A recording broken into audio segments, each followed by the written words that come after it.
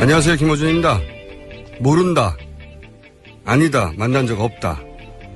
박근혜 대통령을 가장 가까운 거리에서 보좌해왔던 사람들이 최순실을 아느냐 하는 질문에 답변드립니다. 기밀문서 전달 의혹을 받는 비서관도, 연설 기록을 직접 담당했던 비서관도, 청와대에 있었던 그 누구도 모른다고 합니다. 그렇게 모른다는 말에 박근혜계의 좌장이었고 지난 대선 선대 본부장이었던 김무성 의원은 이렇게 말합니다. 아니 박근혜 후보 옆에 최순실 있다는 거 몰랐던 사람이 어디 있습니까? 다 알았지. 그거 몰랐다는 건 거짓말.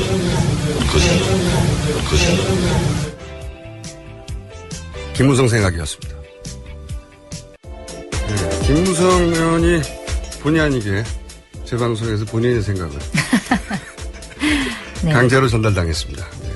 송채경화 기자 나오셨습니다. 네, 안녕하세요. 한겨레 21 송채경화입니다. 자, 최순실 씨 관련 보도가 이제 정점을 향해 가는 것 같아요. 일단. 네. 귀국을 했죠? 네, 최순실 씨가 30일 아침 8시에 영국에서 귀국을 했는데요. 현재 어디에 머물고 있는지는 알려져 있지 않고요. 검찰은 오늘 오후 3시에 최순실 씨를 피의자 신분으로 소환해서 조사를 하기로 했습니다. 영국에서 귀국하는 것도 참 재밌어요. 세계일보 인터뷰였죠. 네. 네. 그때 헤센이라고 독일이라고. 네. 그러니까 최순실 씨의 마지막으로 발견된 집, 소유의 호텔들. 네. 거기가 이제 있는 곳이 헤센 주였거든요. 그래서 헤센이라고 했던 것 같은데. 재밌는 것은 그때 세계일보가 인터뷰한 사진 좌측 하단 끝에 보면 콘센트가 네. 나오는데. 네. 독일 콘센트가 아니다 이거죠. 네, 그런 얘기들이 많이 나왔죠. 네, 독일 콘센트가 아니고 유럽에도 교민들이 있으니까. 네. 이건 덴마크 건데 이런 얘기가 나왔고요. 네, 그리고 SBS에서도 덴마크에서 최순실 씨를 본 사람이 있다 이런 증언이 나왔고 또 한겨레 보도에서도 보면 원래 최순실 씨가 머물던 독일에서 이사를 갔는데 덴마크 이사 업체가 와가지고 이삿짐을 실어 갔다 이런 보도도 있었습니다. 그리고 또 결정적으로 삼성이 구매해 준 게 아니냐고 의혹을 받았던 말이 있지 않습니까? 네. 10억 이상을 호가한다는 그 아주 비싼 말. 그 말이 훈련하던 곳이 덴마크에 있었어요. 네. 여러모로 정황상 네. 덴마크에 있었을 가능성이 높고. 네. 근데 이제 그런 게 거론되니까 굳이 덴마크에서 돌아오지 않고 영국에 가서 돌아온 걸로 보이죠? 네. 네. 아무래도 딸이 어디 있는지를 좀 알리기 싫은 네. 의도도 있었을 것 같아요. 드러내고 싶지 않았겠죠. 그래서 네. 덴마크, 영국 가까우니까 이렇게 온 게 아닌가. 라고 추정이 됩니다. 오후 3시에 피의자 신분으로 이제 소환돼서 가면 새로운 뉴스가 막 쏟아져 나오겠죠. 네, 그러겠죠. 네. 내일 다루기로 하고. 청와대에서 또 엄청난 개각을 했지 않습니까? 네, 네. 박근혜 대통령이 어제 최순실 씨 국정농단 사태와 관련해서 이원종 청와대 비서실장, 안종범 정책조정수석, 우병우 민정수석, 김재원 정무수석, 김성우 홍보수석의 사표를 수리했고요. 또 문고리 3인방으로 불리는 이재만 총무비서관, 정호성 부속비서관, 안봉근 국정홍보비서관도 교체하기로 결정을 했습니다. 저는 이 뉴스가 가진 의미가 굉장히 크다고 생각하는 게 물론 정치권에서는 문제 있는 수석들 다 교체하려고 하긴 했지만 네. 이게 이제 교체되는 비서실장 네. 수석들의 대장이죠. 그리고 정책조정수석 이 부처 간의 이견을 조정하는 사람이란 말이죠. 그리고 민정수석은 사정라인, 네. 검찰 또는 국정원을 장악하는 그리고 정무수석은 여의도하고 창구 아닙니까? 그렇죠. 홍보수석은 대국민 메시지를 관리하는데 그리고 주요 인사들을 싹 날라간 거예요. 네. 그리고 문고리 3인방이라고 하는 최측근들, 박근혜 대통령이 정치인문에서 그 이후 쭉 같이 해왔던. 그러니까 손발이 다 날아간 거예요. 네. 박근혜 정부 인사의 특징이 뭐였냐? 느리다는 겁니다. 기억해 보시면. 네. 심지어는 총리 자리가 오랫동안 공석이었던 적 많아요. 그런데 이렇게 많은 사람이 한꺼번에 가장 최측근이 다 날아갔잖아요. 어떤 생각이 들었냐면 네. 거의 정권 교체 수준에 인수위 수준으로 네. 새로운 팀이 꾸려져야 되는데 그러니까 저는 최순실 씨 뉴스보다 앞으로 개인적으로 더 관심이 가는 것은 누구로 채워지냐. 여기. 누가 네. 청와대를 또 다시 움직일 것이냐. 그렇죠. 네. 이게 거대한 권력이 교체되고 있다는 생각이 들어요. 대통령 임기 중에, 대통령은 원래 자기 가까운 사람을 거기 청와대에 놓는 게 맞습니다. 네. 지금 문제는 가까운 사람이 문제가 아니라 가까운 사람 중에 비선, 그러니까 시스템에 들어오지 않고 비선에서 움직였다는 게 문제인 거지. 네. 만약에 최순실 씨가 정말로 가깝고 능력이 있었다면 청와대 비서진으로 넣었어야 되는 거죠. 네, 말하자면. 근데 이제 네. 다 잘리는 거잖아요, 이제. 손발이 다 잘리는 거예요. 네, 실제로 뭐 비서실장은 아직 뭐 임명이 안 됐고 신임 민정수석 같은 경우에는 2007년 이명박 당시 한나라당 대통령 후보의 BBK 의혹을 수사했던 최재경 전 인천지검장이 이제 임명이 됐는데요. 이것과 관련해서도 뭐 말씀하신 그 생각에 연결지어서 생각할 수 있는 구석이 있지 않을까. BBK를 수사했다 보다 중요한 것은 BBK를 무혐의로 결정해서 네. 대선 가도의 문을 열어준 분이죠, 이분이. 결정적으로. 그래서 지금 관전 포인트는 누가 그 공백을 메우냐, 청와대 공백을.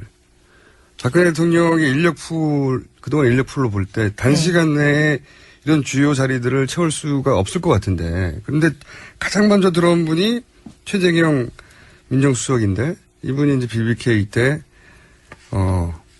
박근혜 대통령하고 그때 당시 후보죠, 박근혜. 네. 그 다음에 이명박 후보가 경쟁할 때부터 시작해서 가장 큰 문제가 이 BBK였지 않습니까? 그렇죠. 그걸 무혐의로 결론 내면서 문을 열어줬죠. 그분이 왔다는 게 굉장히 상징이 큽니다. 네. 다른 분들도 그러면 뭐 어떤 분들이 오는지 그 면면을 한번 살펴봐야 되겠네요. 그러니까요. 앞으로 최순실 수사가 어떻게 되냐 보다 어쩌면 더 중요한 것이 누가 그 자리를 차지하게 될 것인가. 그 빈 공백을 굉장히 중요한 관전 포인트라고 봅니다. 이렇게 될 줄은 몰랐어요. 그래요? 이렇게 전격적으로 될 줄을 몰랐다는 아니, 말씀이시죠? 그렇게 될 줄 몰랐다기보다는 기자회견을 박근혜 대통령이 할 때부터 전 이상하다고 계속 얘기했지 않습니까? 네. 왜 이런 인터뷰, 기자회견 말도 안 되는 기자회견을 네. 할까. 사과한 기자회견. 네, 이렇게 말씀하시죠? 가면은 사실상 네. 대통령 유고 상태인데 다 연결되는 게 아닌가 싶어요. 뭐, 짐작입니다. 다음 뉴스 전해주십시오. 네, 검찰이 29일과 30일 이틀에 걸쳐서 청와대 압수수색을 시도했는데요. 29일에는 청와대가 자료를 이미 제출하겠다. 그러면서 이제 검사와 수사관들을 막았고, 검찰은 뭐 직접 하겠다. 그러면서 진입을 시도했는데 뭐 청와대가 안 된다. 그래가지고 그냥 돌아갔고요. 또 어제 같은 경우에는 다시 또 영장 집행을 시도했는데 청와대가 물러서지 않아서 결국 이미 제출 형태로 압수수색을 진행했다고 하고요. 뭐 박스 7개 분량의 내부 문서를 확보했다. 이렇게 전해지고 있습니다. 아니, 뭐, 압수수색을 하는 것까지는 그렇다고 치는데, 시도하는 것까지는. 저는 웃긴 거는 다시 시도했다는 거예요. 어차피 문 안 열어줄 건 뻔히 알면서 두 번째 간 게 이게 웃긴 겁니다. 네. 검찰 입장에서는 어쨌든 뭔가 모양을 보여줘야 보여서, 될 예. 필요가 있었겠죠. 지금 엄정하게 뭐 전방위로 뭔가 이루어지고 있다는 분위기를 전달하려고 했던 것 같은데, 이 검찰의 압수수색은 참 재밌는 게, 그 전에는 이제 재단 압수수색을 한 달만 했지 않습니까? 네. 네. 그때 보도된 사진들이 정말 예술적이었어요. 네, 빈 박스가 운반된 것처럼 보이는 사진들이 좀 논란이 됐었죠. 그 박스가 플라스틱으로 돼 있고, 네. 근데 이제 기자들이 사진들을 찍으면서 조명이 강하다 보니까 그 박스가 플라스틱 조명을 플라스틱을 통과하면서 아무것도 없다는 걸 보여줬죠. 그 박스 안에. 빛의 예술이었다. 예. 그리고 또 웃긴 거는 그 A4G 들어가는 박스지 않습니까? 네. 거기 서류 넣으면은 한 5kg 정도 나가요, 하나에. 그거 4개랑 큰 박스. 서류 가득 채우면은 거의 막 네. 50kg, 60kg 될 것을 가볍게 들고 다니죠. 네, 한 명이. 네. 팔랑팔랑. 네. 이런 일을 왜 할까요? 다음 뉴스 전해주십시오. 네. 네, 안종범 청와대 정책조정수석이 대포폰을 써가면서까지 검찰 출석을 앞둔 정현식 전 K스포츠재단 사무총장을 회유하라 한 사실이 드러났는데요.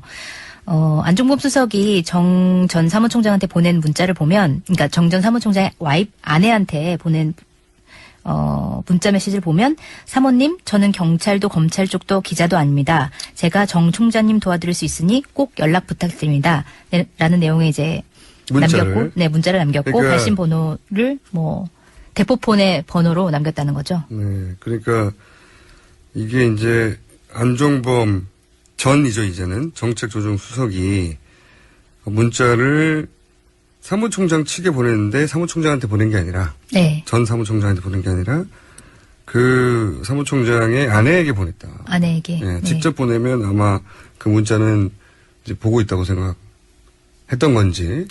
근데 네. 재밌는 것은 두 번째 문자에 답이 없으니까 여기서는 저는 경찰도 검찰도 기자도 아닌데 신문을 이렇게 가렸는데 두 번째 문자에서는 안수석을 거론하죠.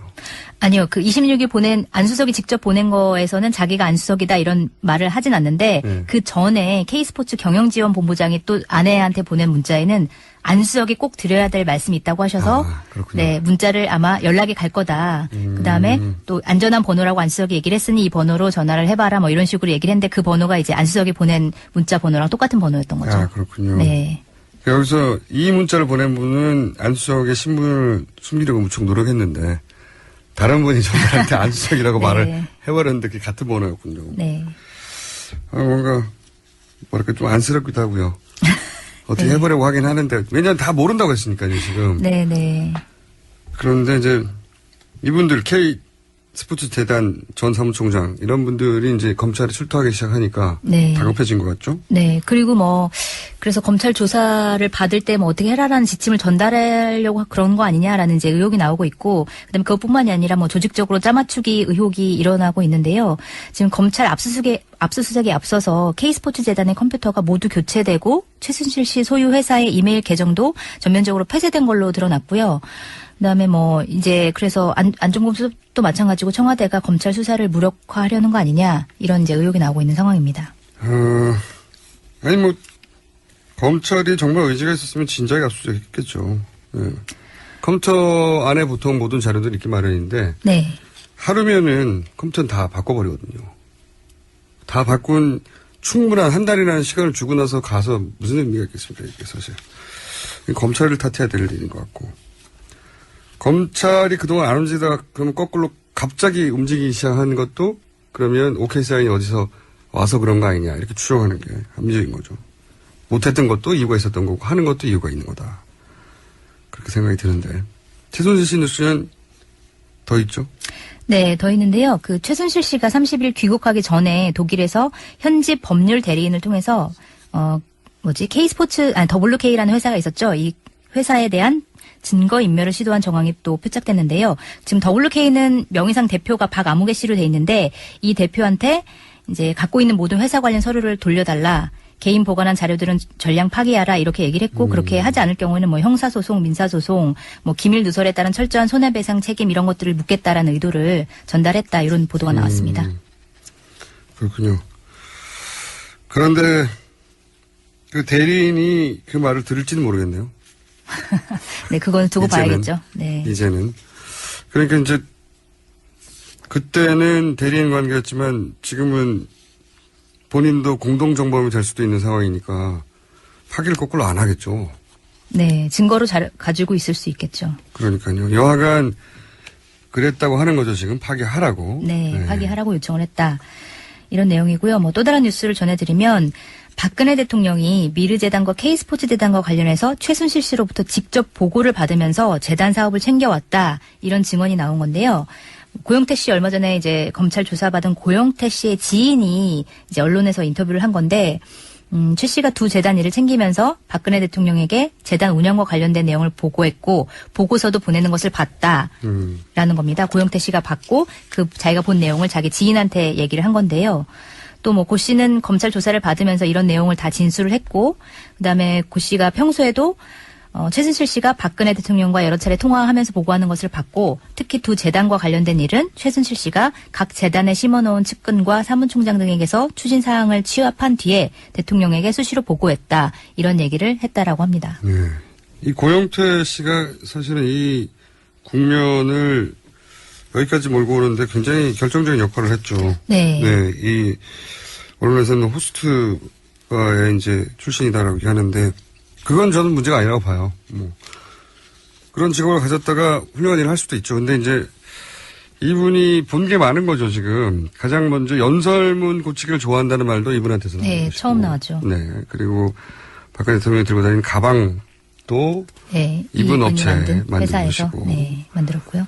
이분이 또 그 최순실 씨가 만든 업체들이 이사로 등록되거나 네. 또 서로 반말하는 사이 정도로 친근하다. 뭐 네. 이런 얘기들 쭉 나왔는데 그러니까 충분히 보고 들은 것이 많을 것이다라고 생각할 수 있는 관계인데 이제 검찰에 가서는 직접 통화했다라는 얘기를 했다는 거죠. 네. 그리고 지금 최순실 씨랑 약간의 공방을 벌이고 있는데 최순실 씨가 그 태블릿 PC가 자기 게 아니다. 그러면서 마치 이제 고영태 씨 거인 것처럼 이제 얘기를 네. 했었는데 고영태 씨는 또 인터뷰에서 내 게 아니다. 나는 태블릿 PC 같은 거 사용하지 못하는 사람이다. 또 이렇게 얘기하면서 서로 공방을 벌이는 모습을 보이기도 했죠. 네. 자, 그 이런 말도 하지 않았습니까? 고영태 씨가 좀 다른 결의 이야기지만 가족처럼 보였다. 뭐 이런. 네, 최순실 씨와 대통령의 가족 같은 사이로 보였다라고 그 채널A와 단독 인터뷰를 했는데 여기서 그렇게 밝혔습니다. 알겠습니다. 다음 뉴스 전해주십시오. 네, 그 최순실 씨가 1982년도에 결혼한 김영호 씨와의 사이에서 낳은 30대 중반 아들이 있는데요. 이분이 2014년 말까지 청와대 총무구매팀에서 근무했다라는 의혹이 처음으로 나왔습니다. 첫 자녀거네요. 첫 결혼에서의 네, 첫 자녀. 그렇죠. 네. 그 정윤혜 씨 이전에 결혼한 분과의 네. 아들이라는 얘기인데 그 총무구매팀 같은 경우는 이제 문고리 3인방 중에 한 명인 이재만 총무비서관이 관할하는 부서인데요. 이게 시사저널에서 나온 뉴스인데 이제 청와대에서는 뭐 아니다라고까지는 확실하게 얘기는 못하고 김용우 씨 뭐 기록을 봤더니 아닌 것 같다라는 식으로만 이제 얘기를 했는데 이게 뭐 어떻게 나올지는 조금 더 보도 내용을 지켜봐야 될 것 같습니다. 근데 이제 다른 언론들이 추가 취재한 거 보면은 그때 근무했던 사람들 이야기 들어보면 맞다. 네, 그때 근무한 당시에 게. 근무했던 네. 사람들이 이제 맞다라고 전해준 내용을 이제 기사화한 거죠. 네. 근데 저는 근무한 게 이상한 게 아니라 왜냐하면 지금 최순실 씨가 했던 여러 가지 전방위의 업적을 보면 네. 이 정도는 아무 일도 아닐 것 같은데 근데 저는 근무를 한 게 아니라 근무를 관둔 게 이상해요. 아, 네. 이 정도 2014년에. 네, 이 정도 백을 가지고 사실 거기 들어갔으면 네. 거기서 중간에 관둘 이유가 없거든요. 그 정도 백이면. 근데 왜 관뒀을까? 저는 기자들이 근무했다가 아니라 왜 관뒀을까를 취재해야 된다고 봅니다. 더군다나 총무 구매팀이면 청와대에서 쓰는 물건들을 구매하는 곳이잖아요. 네. 생각해보면 과거에 2014년에 잠깐 국회에서 문제가 됐던 게 청와대에서 왜 95만 원짜리 휴지통을 사느냐. 네, 그런 논란도 문제 있었지 제기가 나온 않습니까? 적이 있었죠. 네. 2014년이요. 그걸 한번 추가 취재해 주십시오. 네. 왜 관뒀나? 저는 왜 관뒀나의 키포인트가 있다고 봅니다. 다음 뉴스는요? 네, 최순실 씨뿐만이 아니라 최 씨의 친언니인 최순득 씨가 그 박근혜 대통령의 측근 실세로 행세했다는 증언이 나왔는데요. 지금 지난 20년간 최 씨 자매와 매주 모임을 가졌다라는 어떤 분이 조선일보와 잠깐만요. 네, 그러니까 최순실 씨가 아니라 최순실 씨 언니. 네, 최순득 씨. 네. 언니가 처음으로 등장하네요. 네, 언니가 처음으로 등장했는데 그 지난번에 저희가 얘기를 해드렸던 장시호 씨의 어머니이기도 그렇죠. 하고요. 이게 네. 저희 그 방송에 고정 출연하는 안민석 의원이 갑자기 장시호 씨가 실세다 즉각 조사해야 된다고 했는데 그 장시호 씨의 어머니. 예. 네. 네, 이분과 이제 친분을 갖고 있다라는 뭐 지인의 인터뷰를 보면 최순득 씨가 이렇게 해라 저렇게 해라라고 지시를 하면 최순실 씨가 이에 따라 움직이는 현장 반장이었다. 그래서 뭐 순실 씨를 비선 실세라고 하는데 사실은 최순득 씨가 숨어있는 진짜 실세다. 이렇게 얘기하는 내용입니다. 그냥 지인이. 네. 아니 언니니까 이렇게 하세요 저렇게 하세요는 하지 않았겠죠. 그리고 당연히 네. 그리고 언니가 무슨 말을 하면 최순실 씨가 뭐 아이디어를 얻었을 수 있겠죠. 그러니까 저는 여기서 할 수 있는 건 진짜 실세가 최순득이라고 이걸로 유추하기는 어려울 것 같고 네. 최소한 언니도 이런 일에 영향을 줬다. 이렇게 생각할 수 있겠네요. 어쨌든 그걸 봤다는 거 아닙니까? 네. 이렇게 저렇게 하라고 그러면 전화하고 이런 걸. 네. 이제 본인이 옆에서 보기에는 이래라 저래라 하고 전화까지 하니까 진짜 실세 아니냐고 혼자 생각했다. 네, 뭐 그리고 정도. 실제로 최순득 씨가 뭐 박근혜 대통령과 성심여고 동기동창 사이라는 건 잘 알려져 있고요. 네. 그다음에 2006년에 박근혜 대통령이 괴한한 테스에 습격당했을 때 그때 뭐 최순득 씨 집에 일주일간 머물렀다 이런 것도 이제 보도가 되고 있습니다. 뭐 가족 정도로 가깝다고 하니 그럴 수는 있는 것 같고 진짜 실세라고 하는 건 이제 이분의 주장이네요. 네, 맞습니다. 네. 이분의 주장입니다. 주장이고 다만 이제 그 가족들이 이런 영향을 줄 수 있었다. 여기까지는 알 수 있는 거네요. 아직도 뉴스는 많은데 그죠? 다루지 네, 않은 맞습니다. 뉴스가 너무 많이 쏟아져서 오늘 여기까지 다뤄야 될 것 같습니다. 네. 지금까지 송채경화 기자였습니다. 감사합니다. 네, 감사합니다. 지내는 국민 여러분, MB 인사 올립니다. 오늘은 차마 안녕이라는 말은 참 꺼내기 힘든 것 같습니다. 먼저 송구하다는 말씀부터 올립니다. 조유의 이 국정농단 사태, 아니 말로는 표현할 수 없는 이런 너무나도 황당한 이 권력 비리에 얼마나 상심들이 크십니까?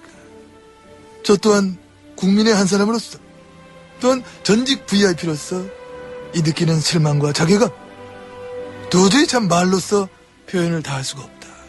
이런 정도라는 확신을 저는 가지고 있는 겁니다. 어떻게 이럴 수가 있느냐? 응? 어떻게 나라를 참 이 지경으로 만들고 이 국민을 기만할 수가 있는가? 그하고 무엇보다 참 통탄할 일은 어떻게 뇌를 능가할 수가 있느냐? 참 참으로 비통합니다. 나는 내가 최고인 줄 알았다. 그 누가 나타나도 나는 못 이길 것이다. 이런 확신이 있었는데, 전 그런 면에서 이거 우리 참 부족했다. 이런 말씀도 드리고, 또 극하고 우리 또 김어준도 알고 보면 캐보면은 참 충격적인 그런 사실이 있지 않겠는가. 난 그래서 저 인간이 수염을 기르고 머리를 길고 자신의 얼굴을 가리며 그렇게 하는 게 아니냐. 나는 얼굴이 참 지저분한 저 얼굴 뒤에